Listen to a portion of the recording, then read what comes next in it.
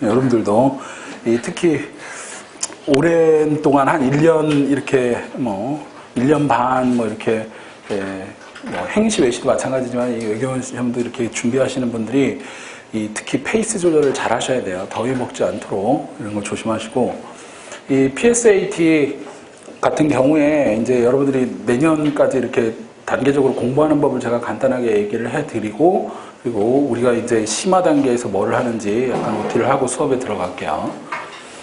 심화 단계에서는 한 3가지를 주안점을 두고 하셔야 돼요. 이 심화 단계이기 때문에 제가 전제를 깔죠. 기본은 하고 왔다. 그죠?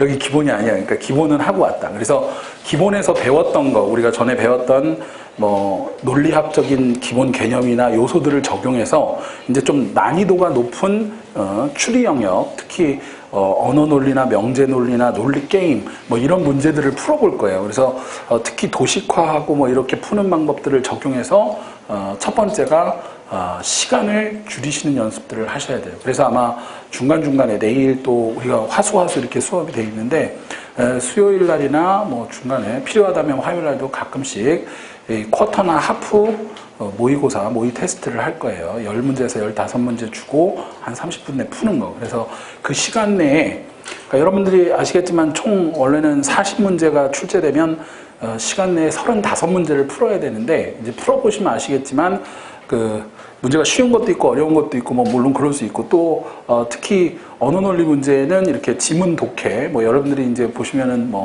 우리가 기본 이론 때 배웠었죠. 논지 파악이라든가 혹은 그 내용 비교 분석하는 거라든가 추론형이라든가 이런 게 있고, 그다음에 이제 논리학적인 이렇게 추리해서 푸는 그런 문제들. 요즘 트렌드는 약간 이제 계산도 좀 필요한 추론 문제 같은 거, 추리 문제 같은 것도 좀 나오는데, 그래서 사실은 올해도 봤던, 작년에도 봤던 학생들이 한 20-30분 때부터 어려운 게 나오니까, 왜 어려우면 넘겨라 그랬더니 막 넘기다 보니까 계속 넘어가더래. 그러면 안 돼요. 그러니까 풀 수 있는 거 풀어야 되는데, 일단은 그 추리 문제나 논리 게임 문제나 이런 데서 시간을 많이 잡아먹어요. 그러니까 지문 독해하고 이런 문제에서 시간을 좀 줄이시고, 이 추리 문제 푸는 데서 좀 시간이 걸리니까 그런 문제들을 제한된 시간 내에 푸는 연습. 그래서 이제 40문제를 가지고, 그거는 저희가 아마 10월이나 11월 지나면 모의고사 실전할 때는 이제 완전히 40문제를 다 풀어보는 연습을 하지만, 여기서는 우리가 중간중간에 15문제나 혹은 10문제, 15문제 쿼터나 하프 가지고 여러분들이 한 30분 내, 20분 내에 푸는 거 연습을 하셔서 시간 내에 내가 몇 문제 푸나 한 70-80% 이상은 풀어야 되고요. 그게 이제 첫 번째 여러분들이 할 거예요. 이제 시간 적응 훈련을 심화 단계에 좀 해서 실제 40문제 모의고사 때 몇 문제? 35문제 이상 풀어야 돼요. 38문제나. 그리고 왜 그러냐면 제가 가끔 그래요. 다 풀었다고 다 맞는 거 아니잖아. 그죠? 38문제 풀었다고 38문제가 다 맞느냐? 그렇지 않기 때문에. 근데 채 30문제도 못 풀었다 이러면 안 되겠죠. 그렇기 때문에 일단 시간 연습을 하셔야 되고, 두 번째는 심화 단계에서는 아까 제가 언어 논리나 이런 걸 적용시켜 보기도 하는데, 문제 유형별로 이제 내용별로, 그래서 제가 기본 이론 때도 얘기를 해드렸는데, 여러 가지 지문의 내용별로 인문학적인 내용도 있고 예술적인 거, 혹은 추론적인 거, 이공계, 자연계, 과학 지문, 예술 지문, 역사 지문 이런 게 있는데, 내용적으로도 내가 어디가 취약한지, 그리고 유형별로도 아까 말씀드린 핵심 논지 파악이 약하냐, 내용 일치 여부 판단이 약하냐, 이런 유형별로 자기가 조금 약한 부분들을 가끔 어떤 분들은 그래, 버리고 간다. 그러면 안 돼요. 이게 하나씩 버리다 보면 나중에 푸는 게 없어. 그러면 안 되기 때문에 자기가 취약한 부분을 어떻게 해야 될까요? 제가 가끔 그런 얘기를 해요. 못하는 걸 열심히 하셔요. 그래서 대부분 피스텝 보면 몇 년을 해도 행시나 이런 분들 보시면 같은 점수대가 계속 나오는 게 틀리는 걸 계속 틀려. 자기가 잘 푸는 문제는 계속 푼다. 근데 좀 약한 부분은 안 쳐다봐, 잘. 그러니까 특히 자기가 과학이 약하다. 특히 그렇죠. 문과 계열의 분들은 과학 지문이 나오면 싫어. 그죠? 근데 또 이공계 쪽은 예술이나 철학 지문 나오면 싫어. 근데 싫다고 그 내용을 이해 못하고 안 보면 또 나오면 또 틀리고, 그러면 70점대에서 올해 컷이 보통 이제 여러분들이 일반 외교, 지역 외교 다르지만, 원래 예전 작년, 재작년 뭐 이렇게 할 때는 60점대 후반, 70점대 초반 그랬는데 요즘에는 컷이 올라가요. 75점, 80점대는 맞으셔야 되기 때문에 여러분들 그러니까 뭐 물론 이제 80점 넘어가면 확실히 붙는 거니까 그건 상관할 바 없고요.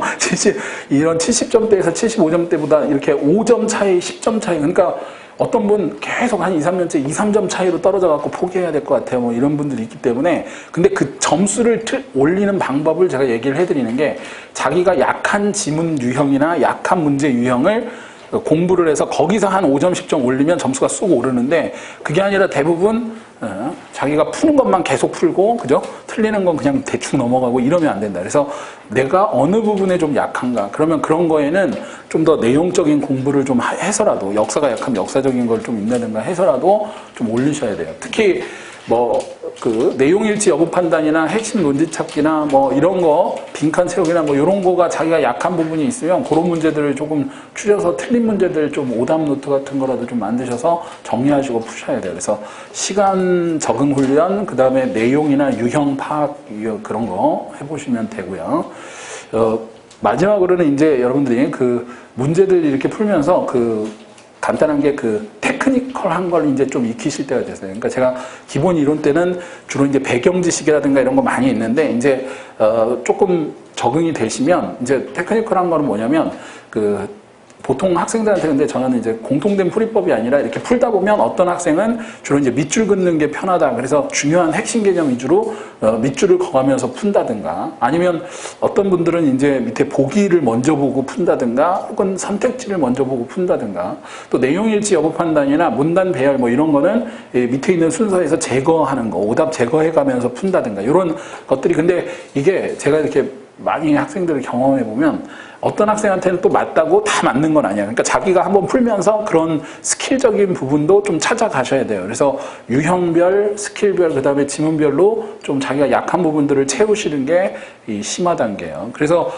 사실은 시간 적응 아까 전에 제가 쿼터나 하프 모의고사라든가 테스트 이제 내일도 할 거고 다음 주에도 이렇게 가끔 할 때 내가 시간이 좀 딸린다. 그러면 좀 빨리 푸는 그런 연습을 하셔야 되고, 내가 이런 유형이 약하다. 그럼 그런 걸 좀 채우시고, 그렇게 해서 심화 단계에서 충분히 훈련을 하시면 11월, 12월 돼서 이제 모의고사 풀고, 그 다음에 문제집 한두 권 쫙 그때는 이제 하루에 한 40문제씩 쭉 푼 다음에 내년 2, 3월에 가서 시험을 딱 보시면 붙는 거예요. 그러니까 그 단계를 준비를 하셔야 된다. 그래서 미리부터 지금 가셨다가 문제집 푼다고 해서 제가 가끔 그래요. 지금 가끔 뭐라죠? 너무 의욕적으로 앞서가지고 지금부터 문제집 사다가 나 풀어야지. 그래서 우리가 지금 푸는 문제들도 다 기출문제 중심으로 해서 풀기 때문에 사다가 푸는데 중요한 게 뭔지 아세요? 지금 푼다고 남아있지 않아.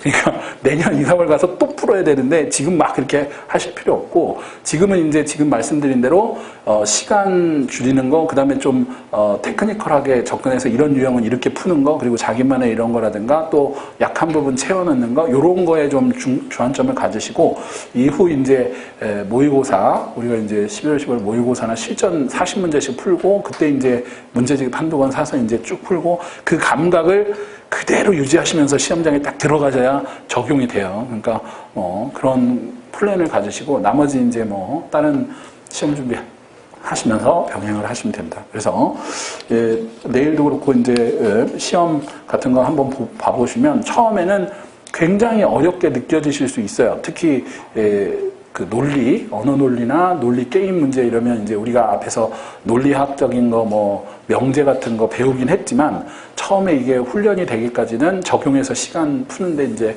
그렇기 때문에 처음에는 좀 힘들더라도 제가 그래요. 그래서 처음에는 좀 꼼꼼히 하시고 속도가 붙기 시작하면 이제 뒤에 좀 빨리 푸시면 된다.